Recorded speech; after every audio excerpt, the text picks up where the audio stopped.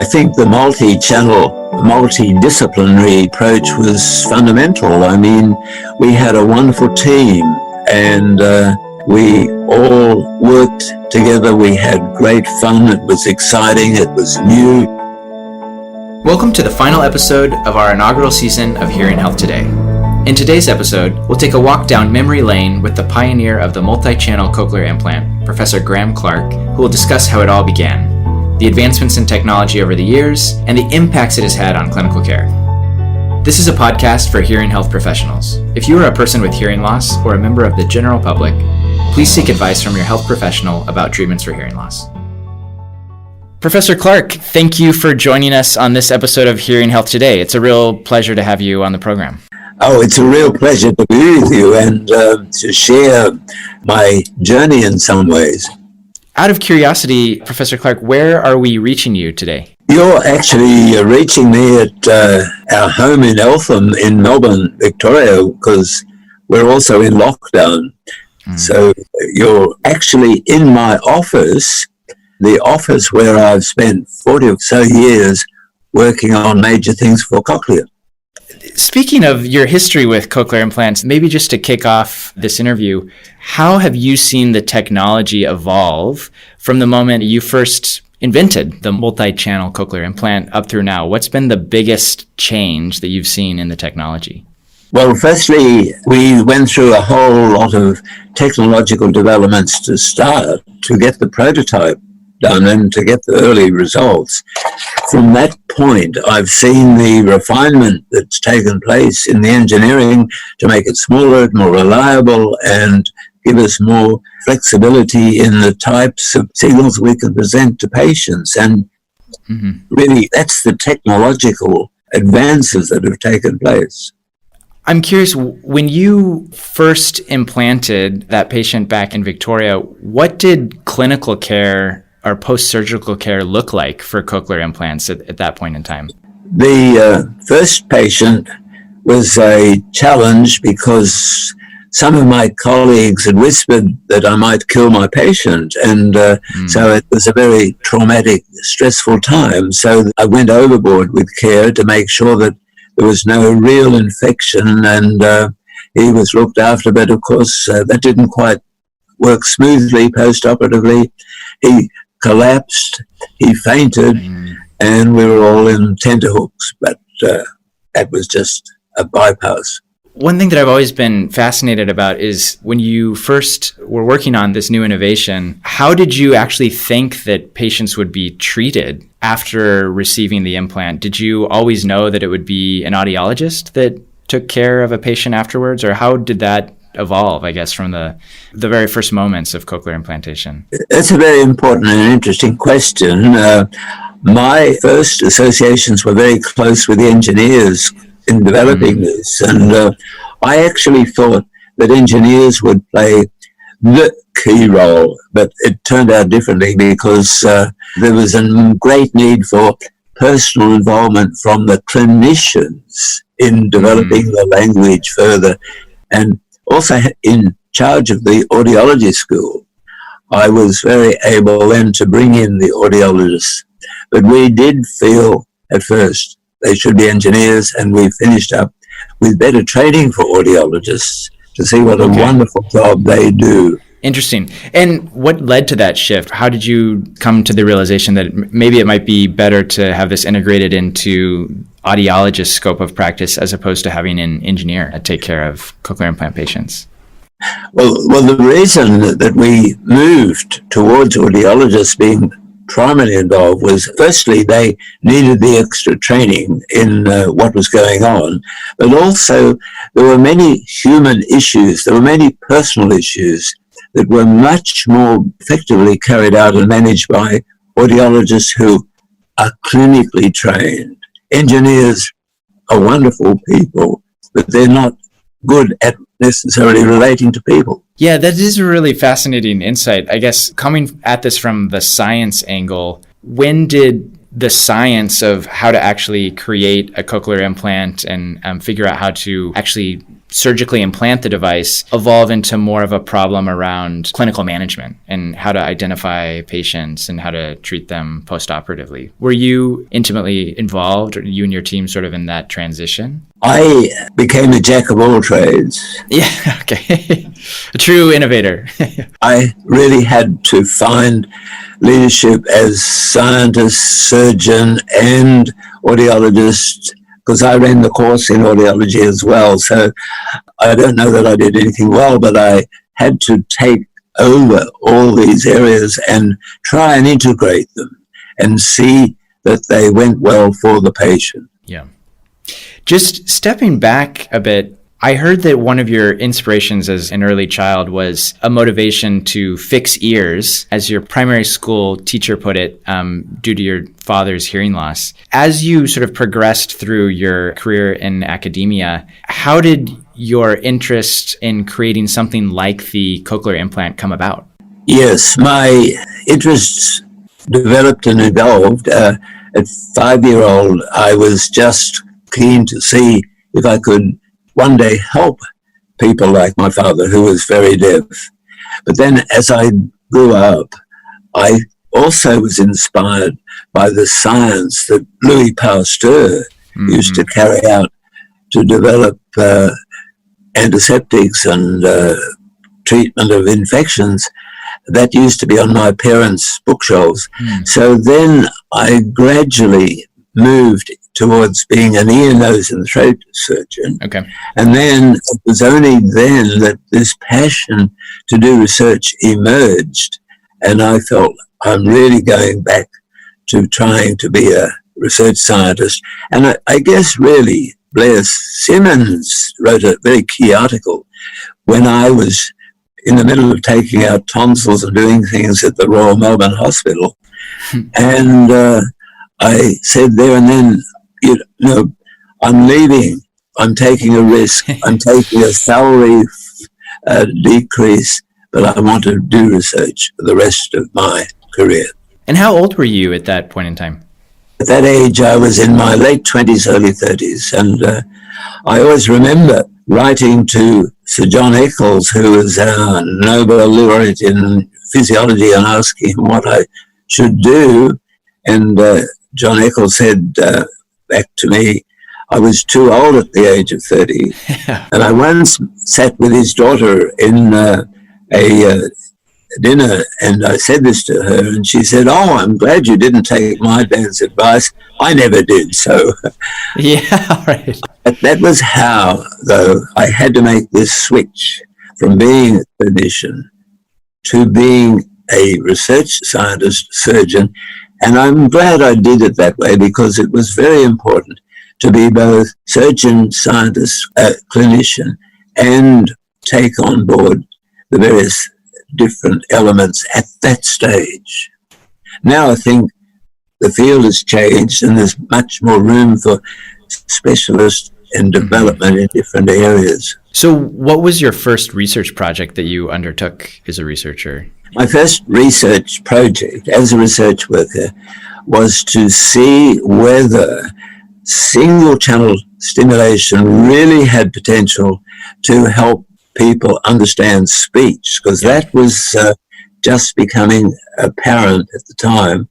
So I went and felt, from also being inspired by Blair Simmons, that good science was really needed to be able to work out whether single channel or maybe query multi-channel stimulation was desirable. And it was clear from my PhD studies that single channel stimulation would not work.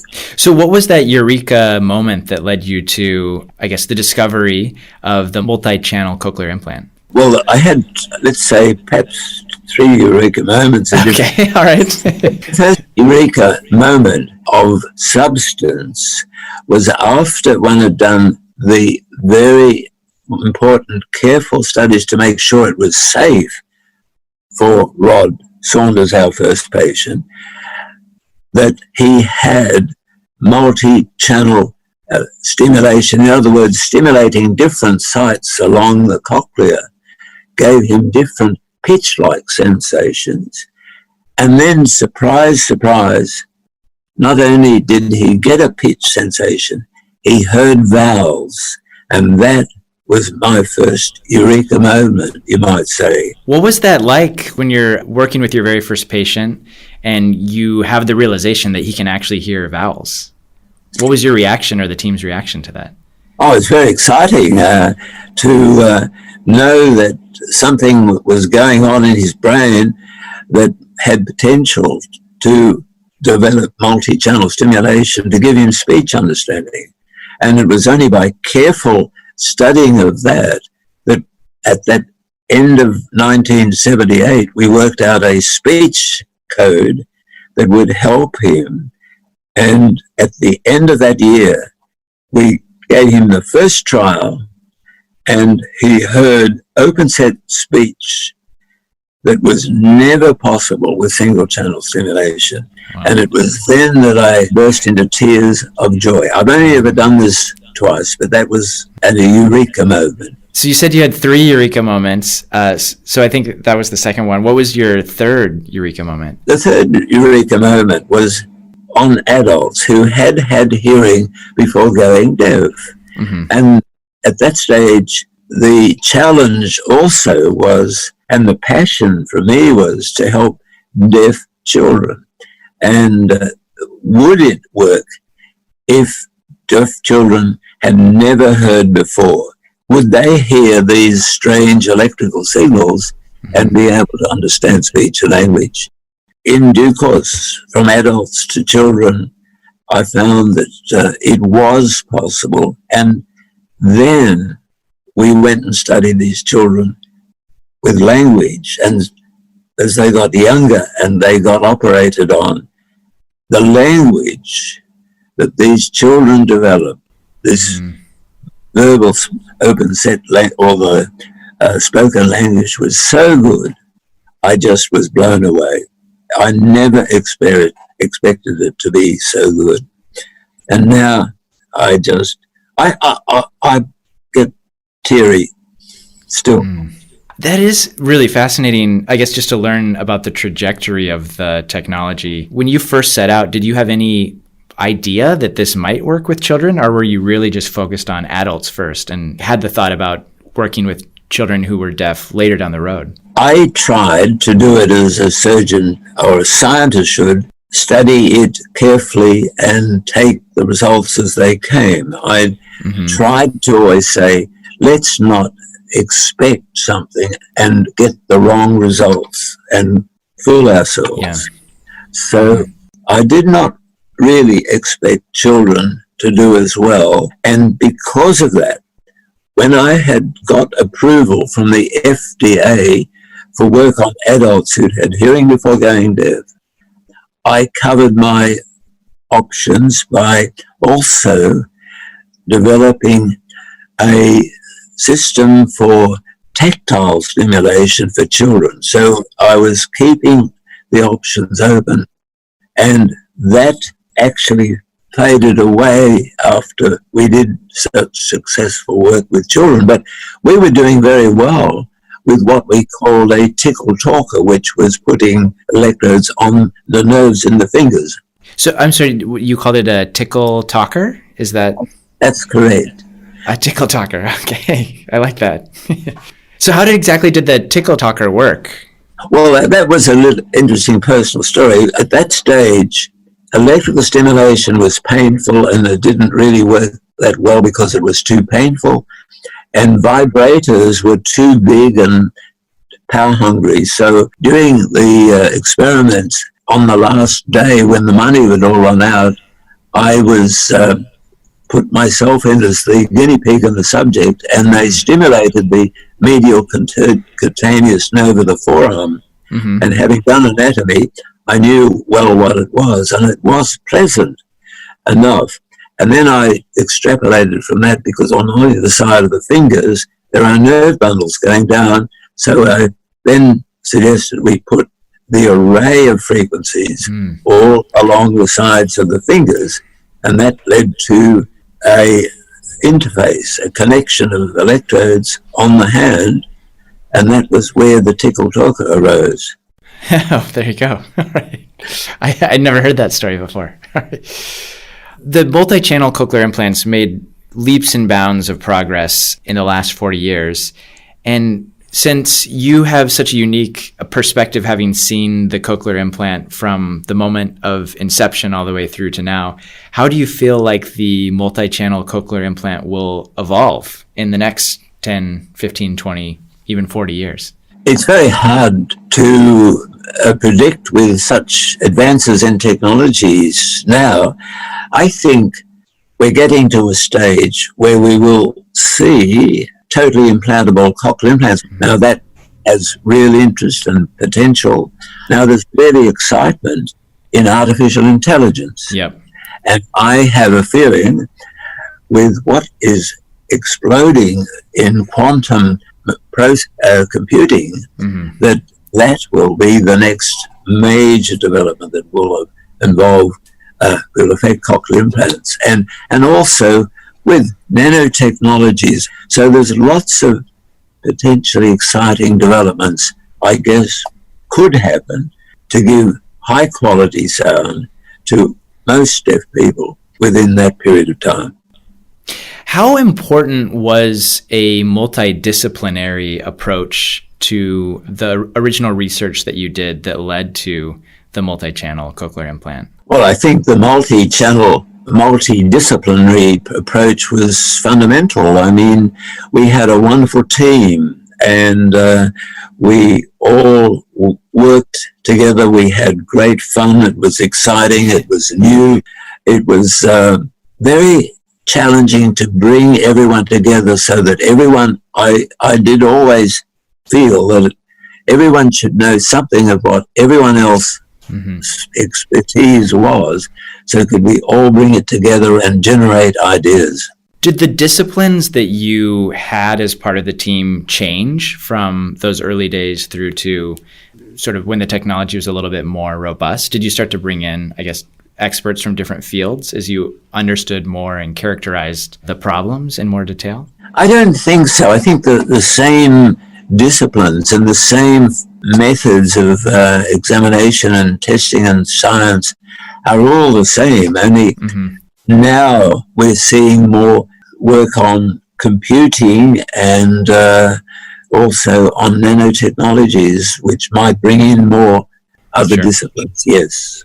Just to pivot a bit, I wanted to ask a little bit about the clinical care model that surrounds cochlear implants. So how did that evolve in those early years of cochlear implantation? And I guess similar to the question we had previously, how do you think that might evolve in the years going forward? The clinical care associated with the research was fundamental to my perspective. I partly felt the surgeon side of me that clinical care was fundamental to the research, that we weren't just operating on patients and doing experiments on patients, because there was a feeling at the time that we should just find out how to code sound.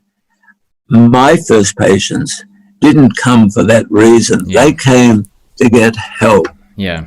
And so I had to sometimes short circuit research. I sometimes had to put a priority on clinical care because fundamentally they were my patients who wanted help in their lifetime. They didn't want to wait 10 years, 20 years to get help.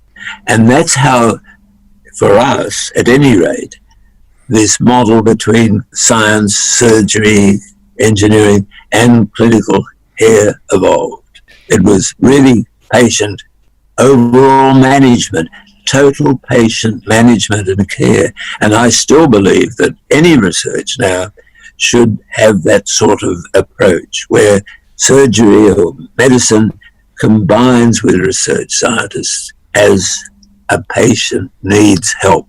Was that holistic approach to care common when you were doing research in those early days, or was that a pretty innovative way to tackle the problem? No, it wasn't so common. There were different groups around the world also working on this issue. And one of the advantages we had in Australia was the tyranny of distance, because I had personally to bring the whole team under the one roof. Whereas in the United States and elsewhere, the groups were spread around and there wasn't the same opportunity to have the interaction, which we had to do because everyone was there together. In your research activities, when did you realize, wow, we might have a product here? When was that sort of light bulb moment where you thought, oh gosh, I think this is going to work? Like, I think we've got an actual marketable product. The idea of a product was born very early out of necessity. It was just after I implanted the first patient right in 1978 because I was running out of money. Okay, you needed a product. Right. I was running out of money. In the end of 1978, if we hadn't got some good results, at least the possibility of speech understanding with Rod, the funding might have dried up. But at that stage, the Australian government was coming to the party. When you set out on this journey to research hearing loss, did you always know that you wanted to create a product? No. I wanted to help people. But helping people through making a product was the necessity that evolved. Because at that stage, Australians did not think very much industrially. You know, this was only the first patent of note that the University of Melbourne had ever taken out. Wow. Okay. It was only the earliest developments in industry that the Australian government had ever carried out. We didn't even have an ethics committee at the I&D hospital. I had to set up the first ethics committee to even do research in patients. So it was all very new. Wow. So there were quite a number of, it sounds like, even bureaucratic barriers that you had to move in order to drive this research forward. Absolutely. I felt at one stage everything I did was breaking new ground. Well, we're really thankful that you did break that new ground, Professor Clark, as are the hundreds and thousands of people around the world who've benefited from this technology. And out of curiosity, if you had the opportunity, and I guess you do have the opportunity through this podcast, to speak directly to hearing health professionals who are treating cochlear implant patients today, what would you say to them? I would say, firstly, you are most fortunate to be able to work with patients and people. You're really privileged to give them an opportunity to hear and communicate. You know, just on this question of audiology, I put together the first course in audiology in Australia. Really? Yes. So that was just another little side issue. And what happened was that at that stage, we were thinking of a few things that were emerging in the audiological field, and the technologies took over, and there was almost nothing to really give audiologists something of substance to get involved in. And I really think, I may be exaggerating, the advent of the cochlear implant for us helped save the whole discipline of this emerging subject, audiology. So were there not audiologists when you first started doing research in the 70s? Firstly, there were no audiologists when I first started my training at the Royal Prince Alfred Hospital in Sydney. I did the audiometry testing, because when the audiologists in Australia were psychologists at the Australian Acoustics Laboratories. They weren't specifically trained. It was only through certain people here in Melbourne who felt the need to develop this further, that audiology evolved in Australia. But the advent of the cochlear implant made a great difference to audiologists, and now audiologists play such an important role in audiology, but particularly they do so with children, because language and learning to use these new signals at an early age is fundamentally important. Mm-hmm. One must say it's not enough to do the surgery or the engineering, but you've got to do the rehabilitation for the children. But the results are so fantastic. Yeah, it just blows me away. I think when you see the speech and language of children who have early intervention and what that looks like versus what it looked like in the past when cochlear implants weren't a possibility, or when people were intervening later in life. Well, that's right. As I said, I never expected it to be quite as spectacular, and that brings tears to my eyes still. I feel real privileged to have been able to help. Professor Clark, thank you so much for joining us today. It's been such a phenomenal opportunity to speak with you, and we really thank you for all the contribution that you've made to the hearing health community.